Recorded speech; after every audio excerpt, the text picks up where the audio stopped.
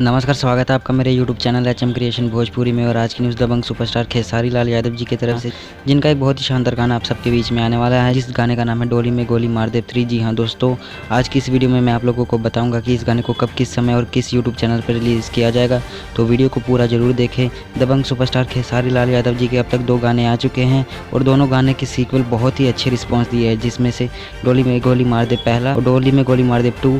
ये दोनों गाने खेसारी लाल यादव जी के बहुत ही शानदार गाने हैं और ये दोनों गाने रिलीज होते ही धमाल मचा दिए थे। और अब इसी को देखते हुए खेसारी लाल यादव जी के इस गाने के तीसरा पार्ट भी आने वाला है। जी हाँ दोस्तों, इस गाने का नाम है डोली में गोली मार दे 3। जैसा कि आप लोगों को पता है कि दबंग सुपरस्टार खेसारी लाल यादव इस समय अपनी 3 हाई बजट की फिल्मों की शूटिंग खत्म करके लंदन से वापस आ गए हैं इंडिया। और डोली में गोली मार दे गाने की सीरीज के राइटर ने बताया है कि डोली में गोली मार दे 3 गाना बहुत जल्द आने वाला है। कि इन तीनों गानों के राइटर पवन पांडे जी हैं और पवन पांडे जी ने ही बताया है कि नए साल के शुरुआती दिनों में इस गाने की रिकॉर्डिंग और वीडियो की शूटिंग को भी कंप्लीट कर लिया जाएगा और 2021 में जनवरी के महीने में इस गाने को रिलीज़ किया जाएगा।